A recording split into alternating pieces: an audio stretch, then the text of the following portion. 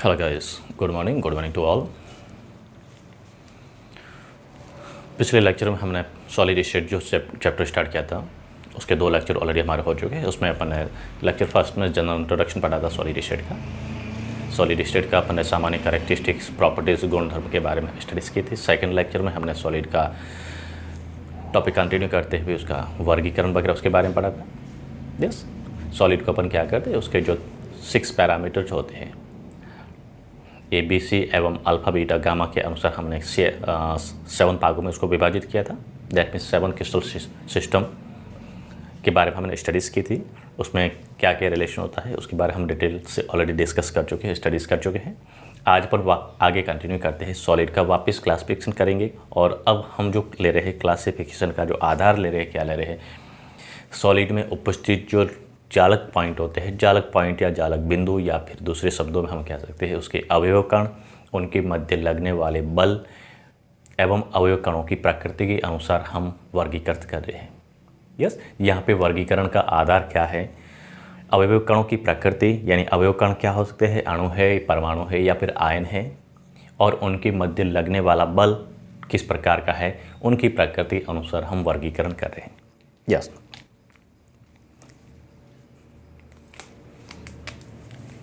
Chapter का नाम हमारा सॉलिड स्टेट है।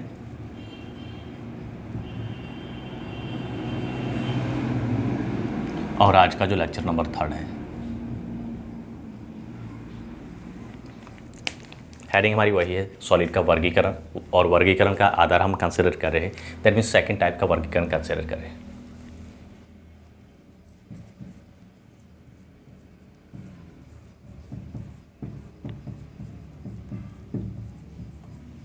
क्लासिफिकेशन ऑफ सॉलिड्स या क्रिस्टलाइन सॉलिड।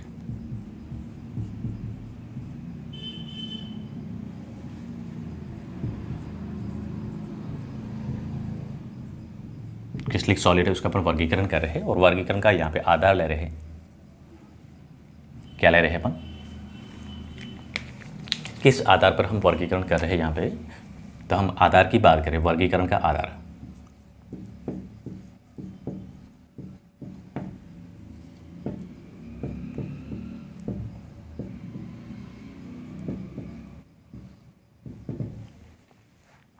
अवयव कणों की प्रकृति, दैट मीन्स जालक कणों की प्रकृति,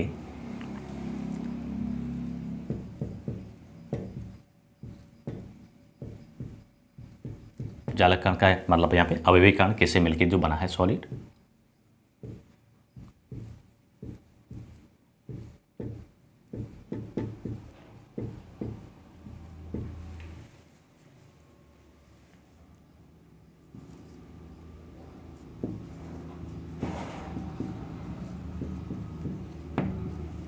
एवं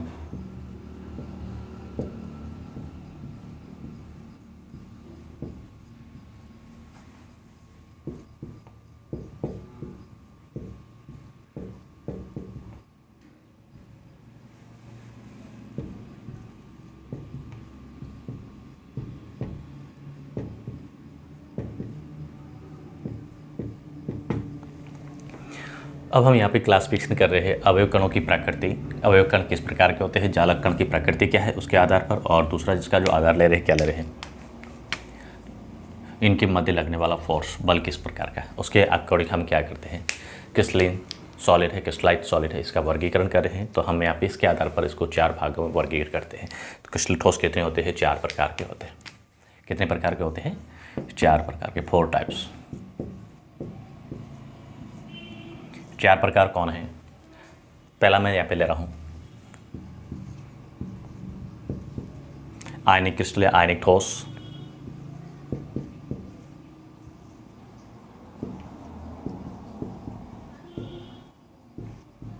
आयनिक क्रिस्टल ठोस।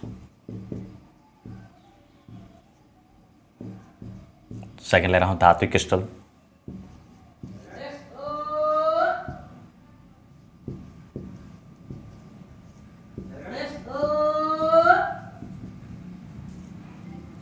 थर्ड ले रहा हूँ कोवलेंट सॉलिड्स या मॉलिकुलर क्रिस्टल। यस, कोवलेंट सहसंयोजी ठोस इसको बोलते हैं।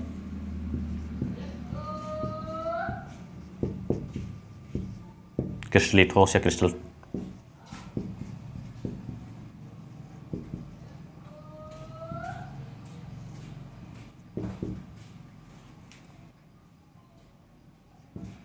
और फोर्थ अपन लेते हैं मॉलिक्यूलर सॉलिड। क्या लेंगे? मॉलिक्यूलर सॉलिड्स यानी आणविक ठोस।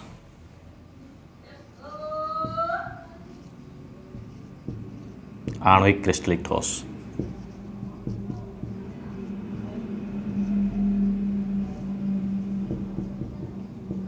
ये हमारे पास 4 टाइप्स के क्रिस्टलिन सॉलिड्स है। यस, हम क्रिस्टलिन सॉलिड की बात कर रहे हैं। तो इसको अपन 4 भागों में वर्गीकृत करते हैं। वर्गीकरण का आधार अवयविक कणों की प्रकृति और उनके मध्य लगने वाला बल कंसिडर कर रहे हैं। अब हम यहाँ पे जो है इनके बारे में डिटेल से स्टडीज़ करेंगे पॉइंट वाइज पॉइंट। तो फर्स्ट अपन यहाँ पे कंसिडर अब कर रहे हैं आयनिक ठोस, आयनिक क्रिस्टलिक ठोस।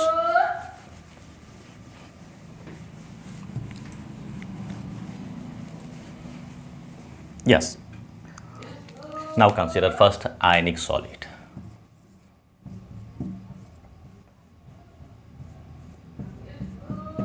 आयनिक सॉलिड कह सकते हैं, आयनिक क्रिस्टलिक सॉलिड एक ही बात है।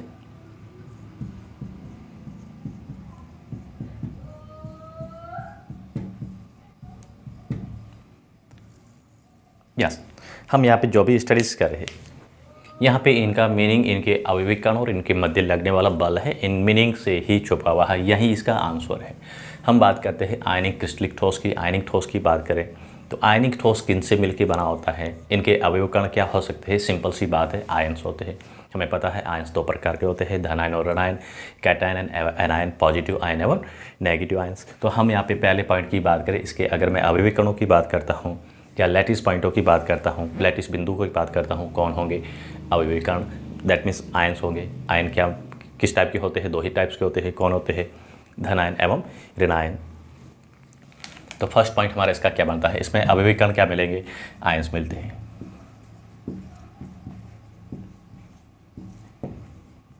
अवयविक कणों की बात करें, कौन होंगे? आयंस। यस, 2 प्रकार के आयंस होते हैं। कौन से होते हैं? धन आयन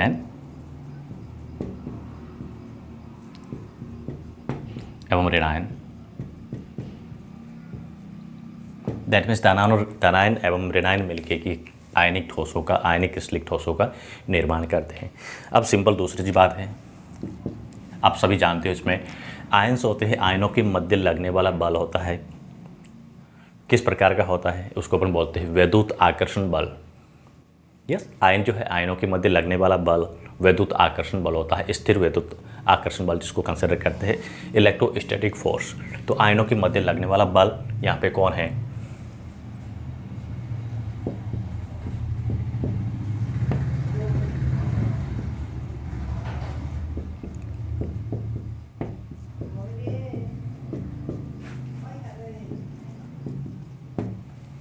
किस टाइप का बल होगा?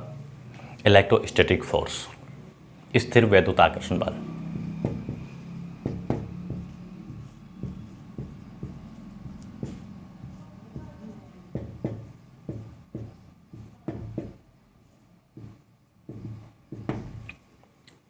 यस,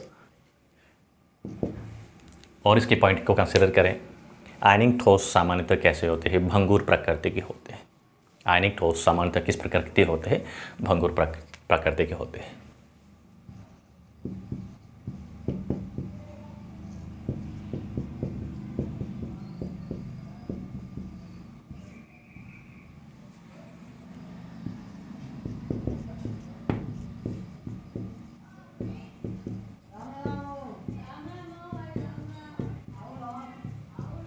इसकी प्रकृति की बात करें कैसे होती है? भंगुर प्रकृति होती है, ब्रिटल नेचर के होते हैं।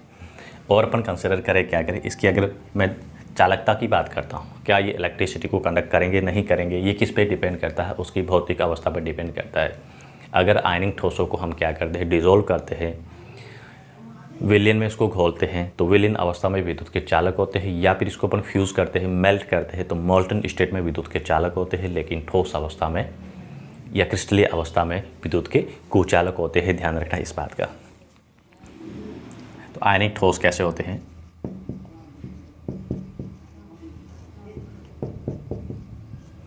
गलित अवस्था, मॉल्टन का मीनिंग होता है गलित अवस्था।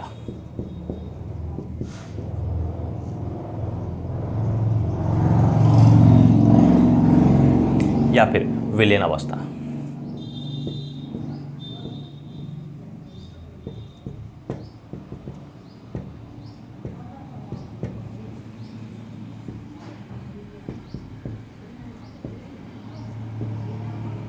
विद्युत के चालक होते हैं।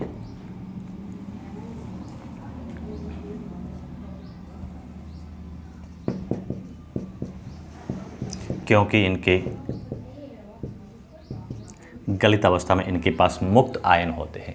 कारण इसका क्यों है? क्योंकि इनके पास में गलित अवस्था में मुक्त आयन होते हैं, क्योंकि मॉल्टन स्टेट या विलीन अवस्था में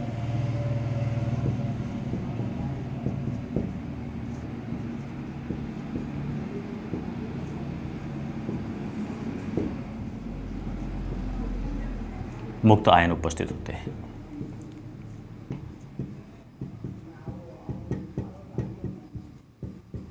यस, आयनिक ठोस है। आयनिक ठोस गलित अवस्था में विद्युत की चालकता दर्शाते हैं प्रेजेंस किसकी?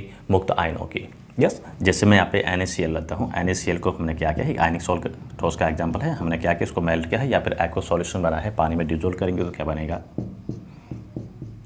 Na plus aqueous and Cl minus aqueous. तो यहाँ पे Na प्लस आयन्स और Cl माइनस आयन ही क्या करते हैं? विद्युत की चालकता के लिए जिम्मेदार होते हैं, मुक्त आयन। लेकिन ठोस अवस्था की अगर बात करता हूँ, ये ठोस है, ठोस को मैं कंसिडर करता हूँ, ये दोनों ही आयन आपस में प्रबल स्थिर विद्युत आकर्षण बल के द्वारा जुड़े होते हैं, मुक्त नहीं होते हैं। जब तक आयन मुक्त नहीं होंगे तब तक ये चालकता नहीं दर्शाते हैं, नहीं शो कर सकते हैं। यस, हमें ध्यान क्या रखना है? हम बात करेंगे गलित अवस्था में या विलीन अवस्था में विद्युत के चालक होते हैं, लेकिन मैं ठोस अवस्था की बात करता हूँ तो ठोस अवस्था में विद्युत के कुचालक होते हैं, अचालक होते हैं। यस, लेकिन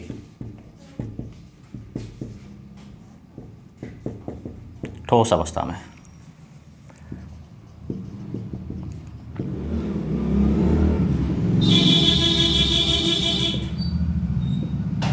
विद्युत के अचालक होते हैं, क्योंकि मुक्त आयन एब्सेंस होते हैं।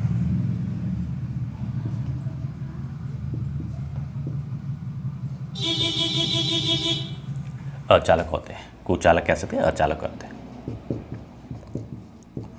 जहाँ पे इसका कारण क्या होगा? मुक्त आयनों की अनुपस्थिति।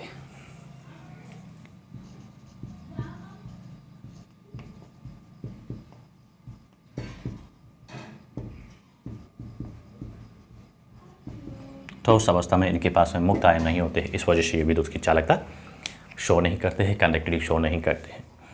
अगला हम पॉइंट ले, सामान्यतः आयनिक ठोस है, इनका गलनांक एवं क्वथनांक क्या होता है? उच्च होता है। Generally ionic solids have high melting and boiling point.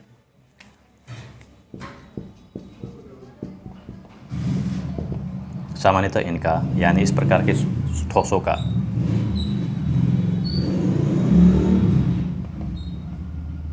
उच्च गलनांक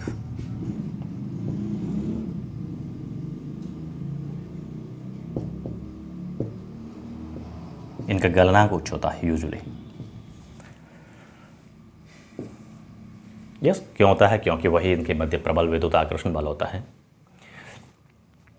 अगर इनकी और बात करें, प्रकृति की बात करें, डायरेक्शनल नेचर के नहीं होते हैं। ये कैसे होते हैं? सामान्यतः अदिशात्मक होते हैं। इनके मध्य आयनिक बंध जो है, आयनिक बंध की प्रकृति की बात करता हूँ, कैसा होता है? अदिशात्मक होते हैं।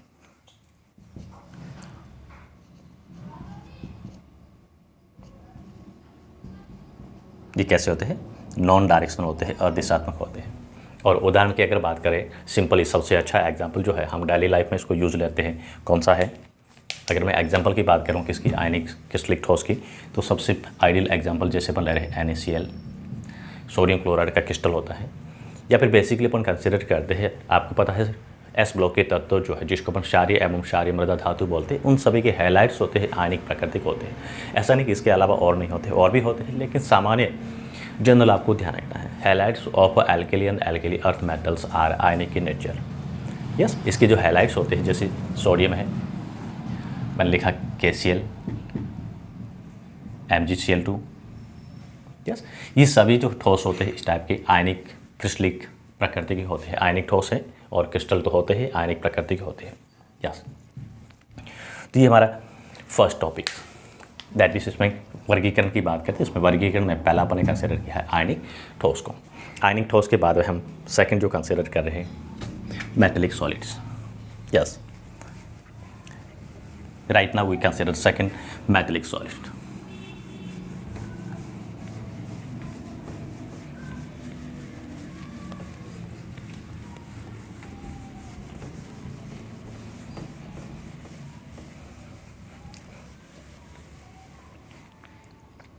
यस, तो सेकेंड अपन ले रहे हैं, क्या ले रहे हैं, मेटेलिक सॉलिड अपन कंसिडर कर रहे हैं। धात्विक ठोस या धात्विक क्रिस्टलिक ठोस एक ही बात है।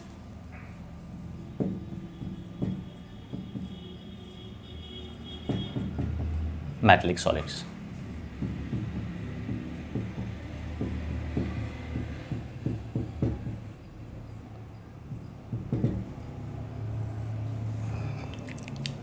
यस, हमें ध्यान रखना है धात्विक ठोसों की अगर बात करते हैं, धात्विक क्रिस्टलिक ठोसों की हम अगर बात करें तो धात्विक ठोसों में आवयविक कण पॉजिटिव मेटल आयन होते हैं, धनात्मक धातु आयन होते हैं। जो धातु है, कोई भी धातु जो होता है, कोई भी तत्व है, उसकी संयोजी कक्षक या कोष में कुछ इलेक्ट्रॉन होते हैं जिसको उसकी बोलते हैं संयोजकता या संयोजी इलेक्ट्रॉन बोलते हैं। तो इस प्रकार के ठोसों में आवयविक कण कौन होते हैं, पॉजिटिव धातु आयन होते हैं जो अपने संयोजी इलेक्ट्रॉनों से घिरे होते हैं, सराउंडेड रहते हैं। यस, इनके आवयविक कणों की अगर बात करें तो इसमें कौन होते हैं, धात्विक ठोस में पॉजिटिव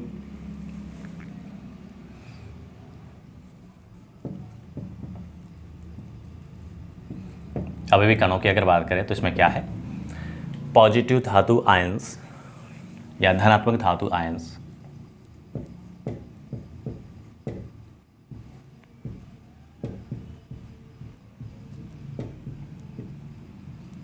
अपने संयोजी इलेक्ट्रॉनों या इलेक्ट्रॉनों अभ्र द्वारा, इलेक्ट्रॉनिक क्लाउड द्वारा सराउंडेड रहते हैं, घिरे होते हैं।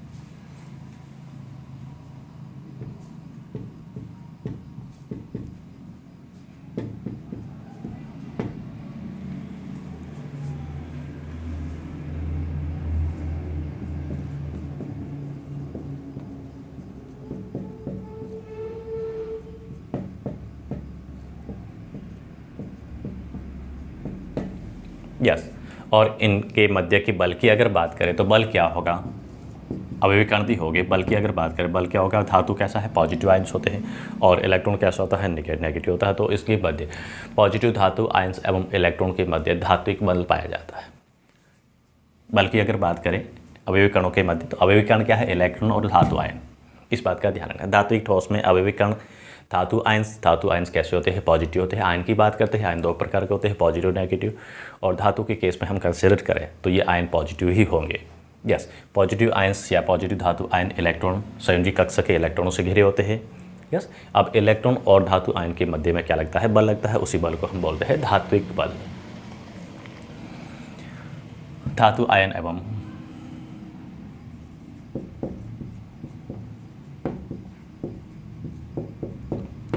संयोजी इलेक्ट्रॉनों के मध्य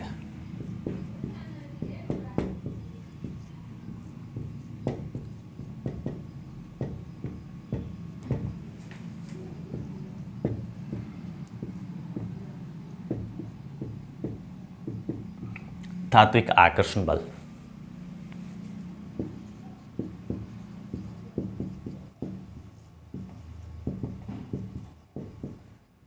पाया जाता है। यस, सामान्यतः अगर हम इसकी बात करें तो ये किस फॉर्म में मिलते हैं, इनकी लैटिस संरचना की अगर बात करें,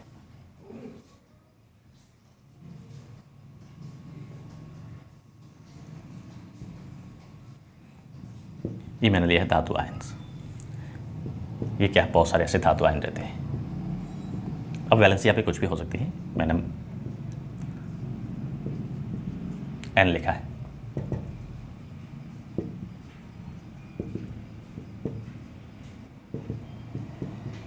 सपोज हमारे पास इस प्रकार के क्या है, धातु आयन है, पॉजिटिव धातु आयन। तो पॉजिटिव धातु आयन के चारों ओर बहुत सारे संयोजी कक्षक के इलेक्ट्रॉन्स होते हैं, बहुत सारे इलेक्ट्रॉन्स होते हैं।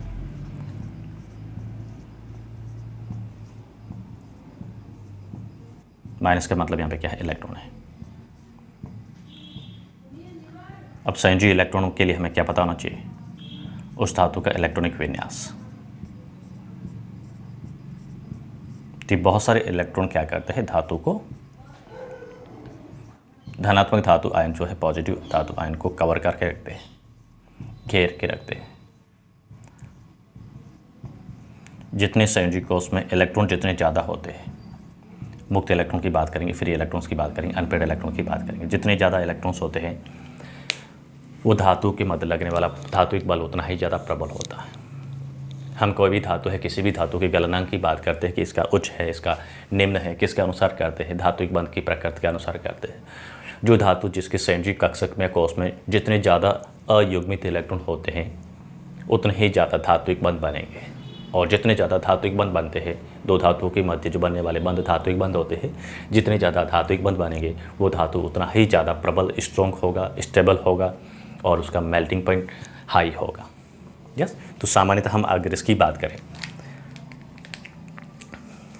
इन धातुक ठोसों की अगर बात करें, ये धातु है और इसके साथ में क्या है, ये धातुक आयन है, मेटेलिक आयन, और ये क्या है, इलेक्ट्रॉन क्लाउड्स।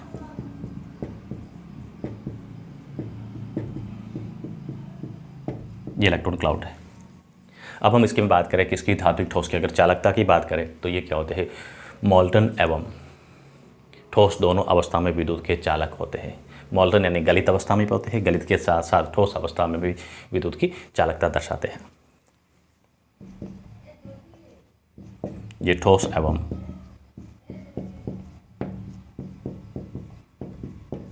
गलित दोनों अवस्था में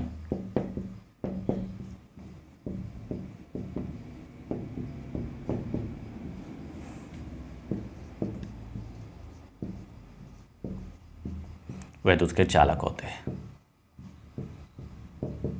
कारण क्या है, चालकता क्यों दर्शाते हैं? चालकता का कारण क्या है, मुक्त इलेक्ट्रॉन।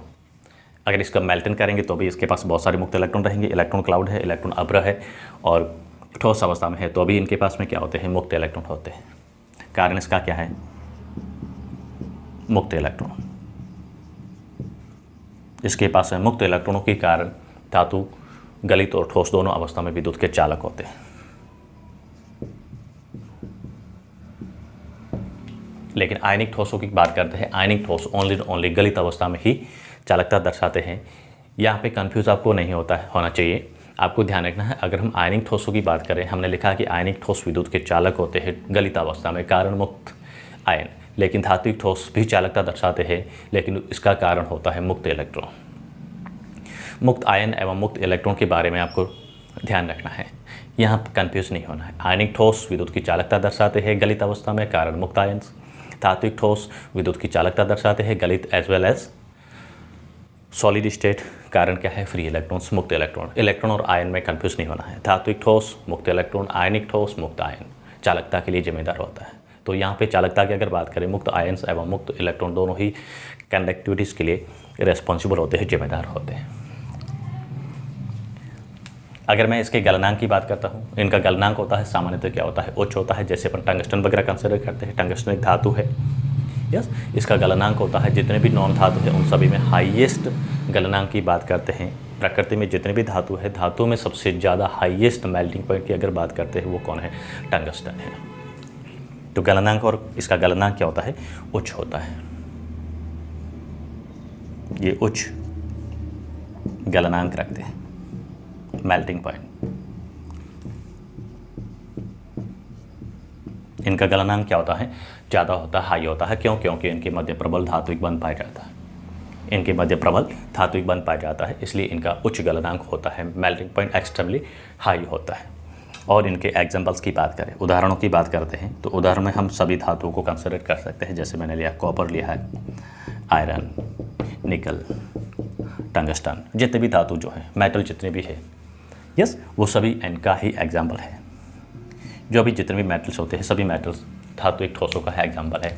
नाम से पता चलता है मेटल, तो जितने भी जो भी धातु है, आवर्त सारणी में आपने जितने भी धातुओं के बारे में पढ़ा है, धातु, अधातु और मेटलॉइड के बारे में जो पढ़ते हैं, यस, तो यहाँ पे जनरली जो भी आवर्त सारणी में धातु आते हैं, जो भी तत्व धात्विक अवस्था में होते हैं, वही धातु एक ठोसों के एग्जाम्पल्स हैं। यस, ये हमारा सेकंड क्लासिफिकेशन था, सेकंड टाइप था metallic solid. Right now consider third types of solid.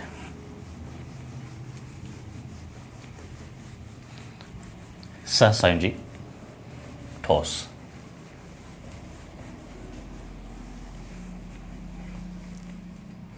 Covalent solid. Third जो अपन ले रहे हैं सहसंयोजी ठोस, या फिर इसका दूसरा नाम जो होता है क्या होता है, कोवेलेंट। दूसरा मतलब इंग्लिश में इसको बोलते हैं कोवेलेंट सॉलिड।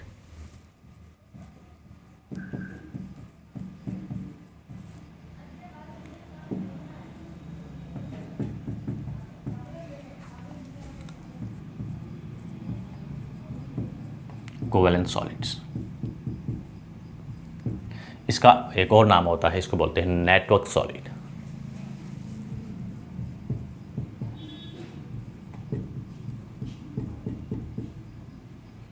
क्या बोलेंगे, नेटवर्क सॉलिड यानी श्रृंखला ठोस। इसका कारण क्या होता है आगे अपन देखेंगे।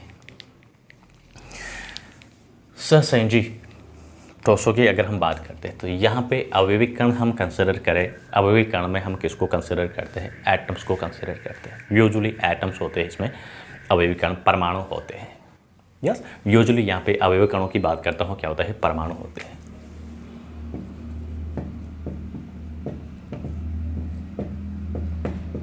सामान्यतः परमाणु होते हैं। ये परमाणु के मध्य लगने वाला बल जो होता है किस प्रकार का होता है, नाम से पता चलता है, सहसंयोजी बल होता है। इनके मध्य लगने वाला दो परमाणु आपस में जो जुड़ते हैं सहसंयोजी बंध के थ्रू जुड़ते हैं। बंध कह सकते हैं, बल कह सकते हैं, हालांकि बंध ही होता है लेकिन उसको बल के रूप में अपन कंसिडर करते हैं। ये जो परमाणु है, परमाणु के मध्य जो बंध की बात करते हैं, बल की बात करते हैं, कैसा होता है, सहसंयोजी बल होता है, बंध होता है।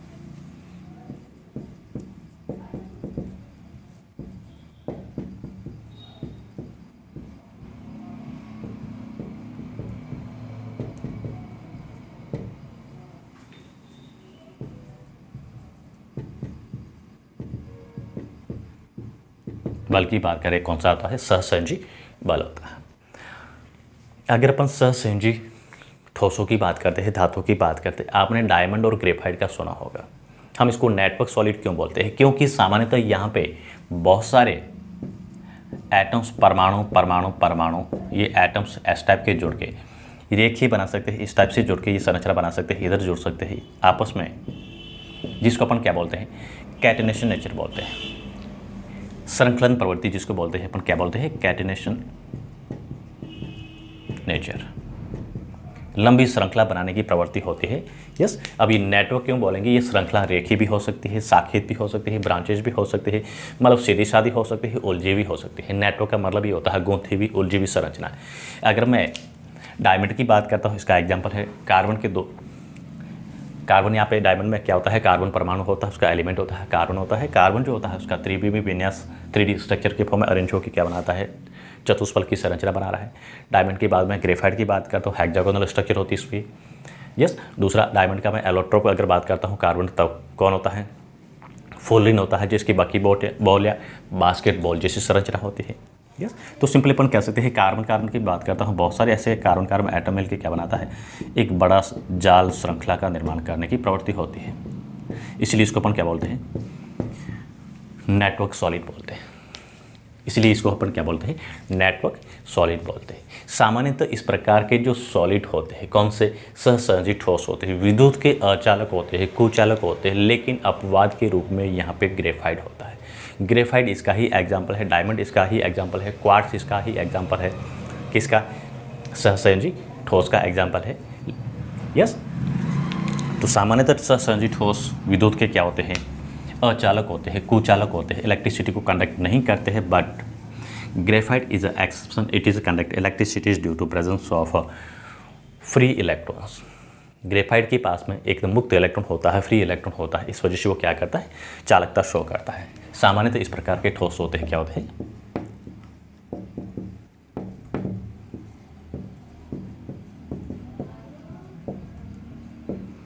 विद्युत के अचालक होते हैं या कुचालक होते हैं।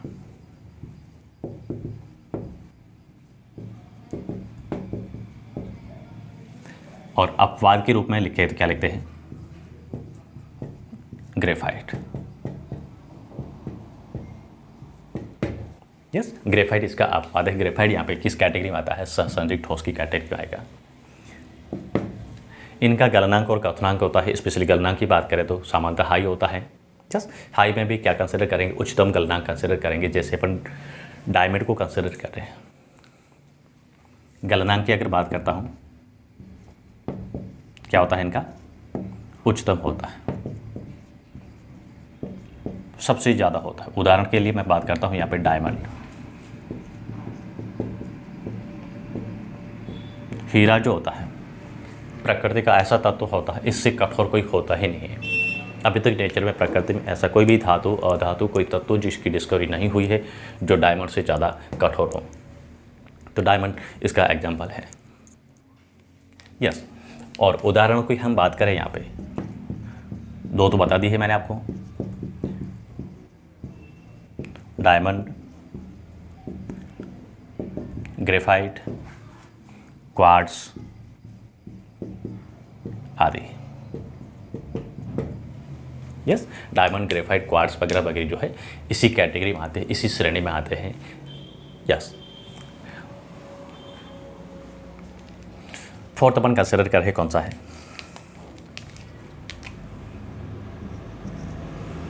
फोर्थ टाइप का हमने लिया था मॉलिक्यूलर सॉलिड, आणविक ठोस।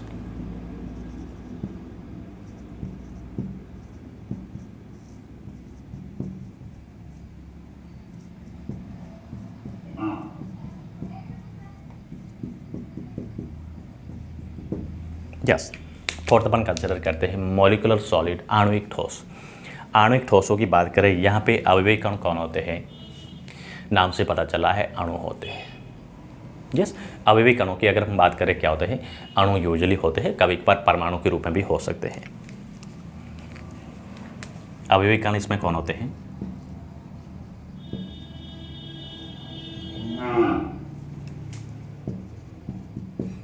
सामान्यतः अणु होते हैं और कभी कभार जो है परमाणु के रूप में भी हो सकते हैं। परमाणु ज़्यादातर इसमें होते हैं, सहसंयोजी में होते हैं, इसमें अणु ही होते हैं मैक्सिमम केसेस में। और कभी कभार अगर परमाणु भी कंट्रीब्यूट कर रहा है तो यस कंसिडर कर सकते हैं, लेकिन मैक्सिमम केसेस में अणु ही लेते, तो आप अणु ही कंसिडर करिए, एक ही याद करिए अपने लेवल पर। यस, इनके मध्य लगने वाला बल जो होता है, अणु के मध्य लगने वाला बल होता है, कैसा होता है? दुर्बल बल होता है। यस, और इसी बल को अपन क्या कहेंगे? Weak van der Waals force होता है। इनके मध्य जो लगने वाला बल जो होता है क्या होता है? दुर्बल आकर्षण बल होता है। और सामान्यतः दुर्बल आकर्षण बल की अगर हम बात करें तो कौन सा होता है? वॉन डेर वाल्स फोर्स होता है। यस, वो इसी कैटेगरी में आता है। तो इनके मध्य लगने वाला बल जो होता है, अणुओं के मध्य लगने वाला बल क्या होता है? दुर्बल आकर्षण प्रकृति का होता है।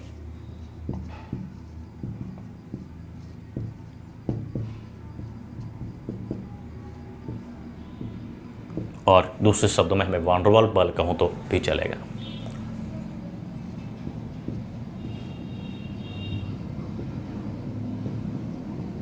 वॉन डेर वाल्स फोर्स या van der Waals attraction force होता है। इस प्रकार के ठोस होते हैं। ये बल जो काफ़ी दुर्बल होता है, वीक होता है। वीक होने की वजह से इनका गलनांक बहुत ही कम होता है। न्यूनतम गलनांक वाले यही ठोस होते हैं। आणविक ठोस ही होते हैं जिनका गलनांक क्या होता है? बहुत ही कम होता है। इनके गलनांक की बात करें तो क्या होता है? न्यूनतम होता है। सबसे कम 4 प्रकार के ठोसों की अपने कैटेगरी पड़ी है। इन चारों में से सबसे निम्न गलनांक वाले ठोस होते हैं। कौन से होते हैं? आणविक ठोस है, मॉलिक्यूलर ठोस है। निम्नतम, इनका गलनांक क्या होता है? निम्नतम होता है। क्यों? क्योंकि यहाँ पे अणुओं के मध्य दुर्बल आकर्षण बल लगा होता है। यस, दुर्बल आकर्षण बल काम करता है। अगर हम यहाँ पे इसकी चालकता की बात करते हैं, हम इसकी चालकता की बात करते हैं, आणविक ठोस विद्युत के कुचालक होते हैं। विद्युत की चालकता नहीं दर्शाते हैं, ये नॉन कंडक्टर होते हैं, इनमें कंडक्टिविटी शो नहीं होती है। ये अचालक होते हैं, कुचालक इसको कंसिडर करें। आणविक ठोस विद्युत की चालकता नहीं दर्शाते हैं। यस, अचालक होते हैं, कुचालक होते हैं। और उदाहरणों की हम बात करें, इसमें आपने सुना होगा नाम ड्राई आइस का। CO2 ठोस, इसको ही बोलते हैं ड्राई आइस। दूसरा फॉर्मूला ध्यान रखना है इसका, ड्राई आइस का। यस, यहाँ पे मैं लिख रहा हूँ इसके एग्जाम्पल किसके, आणविक ठोस के। शुष्क बर्फ जिसको बोलते हैं, ड्राई आइस, शुष्क बर्फ, क्या फॉर्मूला होगा, CO2। आयोडीन के बारे में आपने सुना है, आयोडीन क्रिस्टल जो होते हैं ठोस अवस्था में होते हैं। किसका एग्जाम्पल है, इसके एग्जाम्पल है। सॉलिड अमोनिया की मैं बात करता हूँ, इसका ही एग्जाम्पल है, आणविक ठोस का एग्जाम्पल है। अगर मैं एग्जाम्पल ले रहा हूँ, बर्फ को ले रहा हूँ, सॉलिड वाटर को बात कंसिडर कर रहा हूँ, आइस कंसिडर कर रहा हूँ, ये भी इसका ही एग्जाम्पल है। ये क्या है, आइस है। यस, ये क्या है, आइस है। यस, बाकी भी जो अक्रिय गैसेस होती है जैसे आर्गन वगैरह वगैरह, इनको भी हम क्या करते हैं, तापमान कम करके प्रेशर बढ़ा के उसका सॉलिडिफाई किया जा सकता है, उसका क्रिस्टलीकरण किया जा सकता है। वो भी क्रिस्टलिक ठोस के एग्जाम्पल है। आणविक क्रिस्टलिक में आणविक ठोसों के एग्जाम्पल है। यस, आणविक ठोसों को हम फर्दर और क्लासीफाई कर सकते हैं। किसके आधार पर, बस आपको ध्यान ही रखना है। आपकी टॉपिक जो है सिलेबस में इतना नहीं है वो, लेकिन मैं थोड़ा सा वापस और थोड़ा सा एक्सटेंड करके बता देता हूँ। अगर मैं आणविक ठोसों की बात करता हूँ तो आणविक ठोस से इसको आगे हम और वर्गीकृत करते हैं 3 भागों में।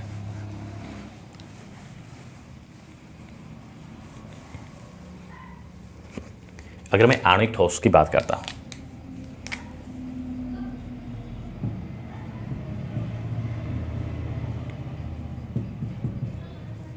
मॉलिक्यूलर सॉलिड की अगर मैं बात करता हूँ, molecular solid further can be classified into 3 classes. Molecular ठोस को आगे और हम 3 क्लासों में क्लासिफाइड कर सकते हैं मतलब करते हैं। कौन सी 3 क्लासें होती हैं, non polar, polar molecular solid, एक होता है नॉन पोलर मॉलिक्यूलर सॉलिड,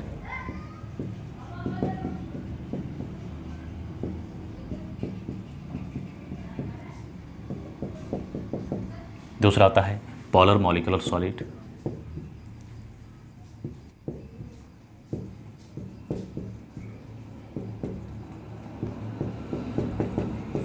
और थर्ड अपन कहते हैं H बॉन्डेड या H bonding molecular solid.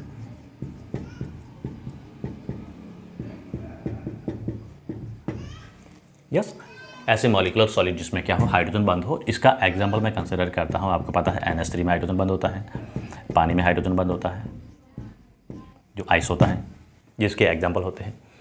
Polar molecular solid की अगर मैं बात करता हूँ, जैसे मैंने यहाँ पे लिया है HCl ठोस अवस्था में मैंने कंसिडर किया है, पोलर मॉलिक्यूल होता है। यस, इसको भी, ये भी पोलर की एग्जांपल है, इनको इसमें भी कंसिडर कर सकते हो, लेकिन स्पेशली इनमें हाइड्रोजन बंद आ रहा है। यस, HF सॉलिड जो है, यस, ठोस अवस्था की मैं बात कर रहा हूँ इनकी, ये पोलर स्टेट में होता है, पोलर मॉलिक्यूल सॉलिड होता है। और नॉन पोलर की मैं बात करता हूँ, मैंने लिया है यहाँ पे आयोडीन ठोस। हमने यहाँ पे सभी जो एग्जांपल लिए थे, ये नॉन पोलर की बात कर रहा हूँ। इसमें जो आयोडीन मॉलिक्यूल जो होता है, ये आयोडीन जो है एक I2 नॉन पोलर होता है, ये दूसरे ID के साथ में आपस में जो जुड़ा होता है ये नॉन पोलर होता है। यस, यहाँ पे हालांकि हाइड्रोजन बंद वाले पोलर में ही कंसिडर करते हैं, क्योंकि हाइड्रोजन मॉलिक्यूल पोलर होता है। यस, तो पोलर के मध्य में लगने वाला बंद जो होता है, यहाँ पे ये इसी कैटेगरी में ही कंसिडर कर सकते हो आप, HN3 वगैरह है। यस, क्रिस्टलीय अमोनिया होता है, ठोस अमोनिया होता है, ये इनके कुछ एग्जाम्पल्स होते हैं। तो ये हमारा ठोस है सॉलिड का या क्रिस्टलिक ठोस है, उनका क्या था, हमने वर्गीकरण पढ़ा था। वर्गीकरण का आधार क्या था, आवयविक कणों की प्रकृति और उनके मध्य लगने वाला बल। यस, तो आज हम इस लेक्चर को यहीं स्टॉप करते हैं। उम्मीद करता हूँ कि आपको कुछ समझ में आया होगा, and thank you for watching me.